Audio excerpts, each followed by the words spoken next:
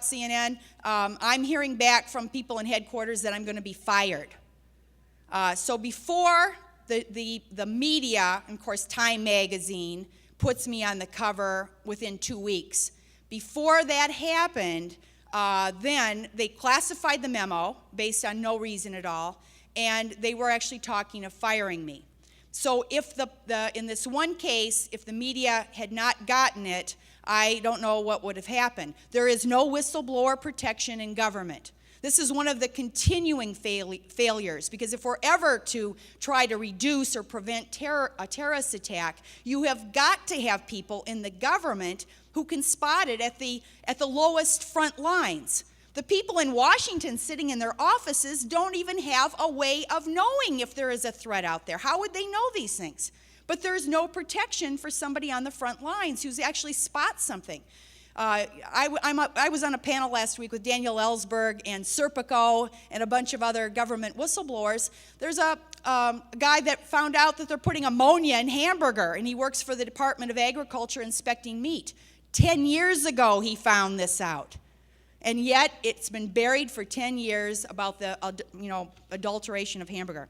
Okay, I'm going to have to skip here, but I do have a conspiracy theory. I'm going to build on John's idea about, and of course yesterday when they're trying so hard to get me to say or to somehow admit I am a conspiracy theorist, and I'm sure there was a nod of my head somewhere that they'll include and say that Coleen Rowley's a nutso, whatever, even though I was on the cover of Time magazine. A person like Richard Clark, for instance, who was actually in the command post, gets vilified if you speak out afterwards. So we'll see what happens. But I didn't get a chance to go on, and this wouldn't have been the proper thing to tell ABC, but I do have a conspiracy theory.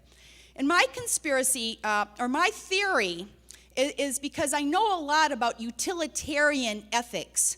Utilitarian ethics says that the goal, let's say it's a good goal, which is to, have peace in the earth and that in the world, and because of that, the United States has to dominate, and because of that, we can't tell everybody all the little pieces about truth, etc. These types of things, or if we want to go to a war, we can't tell people the actual reasons and causes that led up to 9/11 because we want to substitute and get people to do things, this shock and awe theory. And I think this is something that ties the people like myself that want truth now on so many levels. Because after 9/11, what you had going on, instead of listening to people like myself, I tried to testify, for instance, on our inability to even interview Moussaoui on the day of 9/11. There's a way that you can interview and say it's public safety and you don't have to give Miranda rights. Of course, the debate now 9 years later with the Nigerian underpant bomber is exactly that. They are saying that, you crazy FBI, you were trying to give Miranda rights, and actually, I think the FBI's lost that.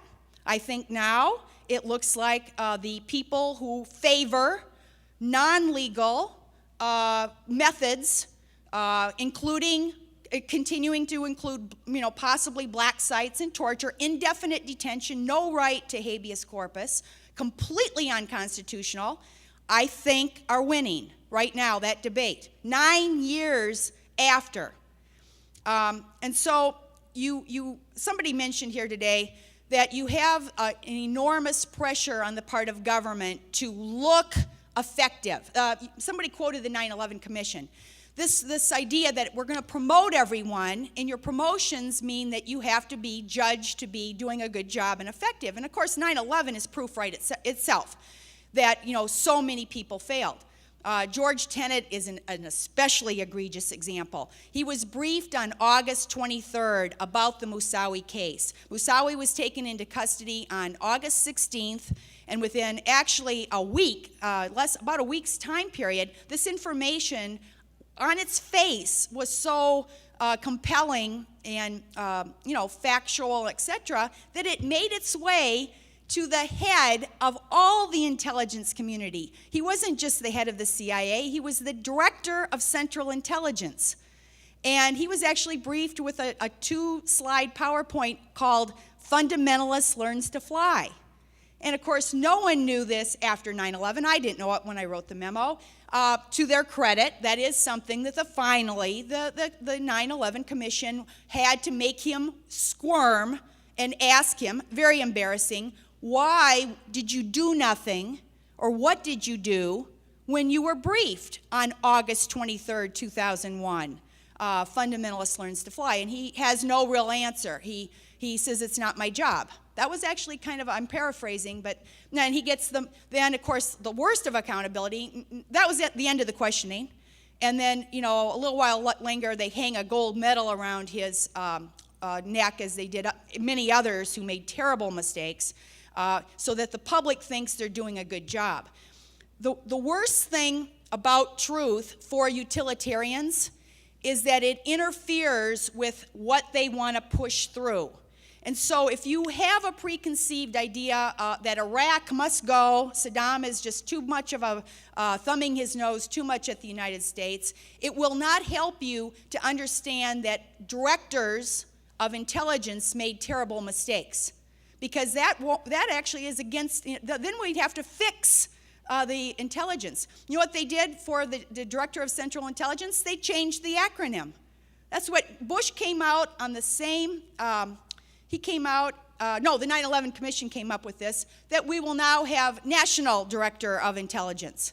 So instead of Director of Central Intelligence, do you feel a lot safer with the name change? Well, you know, again, most of the country who are scared of this primordial fear of planes. How many people have had a dream where a plane has gone down? And I actually have dreamed this long before 9/11. You know, it's one of those things. You're looking up at the sky and a plane starts crashing down. So tapping into something really bad and then allowing all of these terrible things. FBI, partially panic-based in New York, ran out very quickly after 9/11 and started grabbing people, immigrants, who were standing on corners. And a lot of them they were videotaping. Maybe they're going back to Bangladesh after their stay in New York. And it happened to be the week or two after 9/11. And they were put into jail. About 1,000 of these people. Some of them were beat up because the directors were trying to tell the country that they were doing something in the effort to stop terrorism. And people wanted to believe it. And the jailers believed it, and some of the people that were totally, not a one of those 1,000 people that were held in jail for 9 months were ever charged. They had no connection to 9/11. You talk about something so, no factual basis. And it was a precursor. And then I'll tell you one more thing. When they were in jail that first month, then the media kept asking the FBI, what info are you getting out of those 1,000 people? And of course, you know, not to be looking like wimps and whatever, that's when the statement was made, of course, by anonymous officials. I think it's time to take the gloves off. These people aren't talking.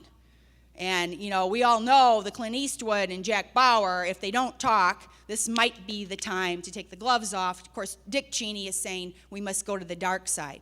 So that first conversations about the now completely illegal, unconstitutional, violates all ethical norms that we are going to start torturing. That would have actually been on the first roundup people that have nothing to do with 9/11. That's how bad it is. And of course, it's just fundamentally, you've got to have truth, or there is no way that you can accomplish anything. You couldn't possibly try to reduce terrorism unless you begin with the truth. Okay, I'm going to stop here. I do want to just say one more thing. When I testified, when I got a chance then after this memo leaked, you know, the FBI wasn't looking at me real fondly, and especially the people at headquarters. They were thinking I was a traitor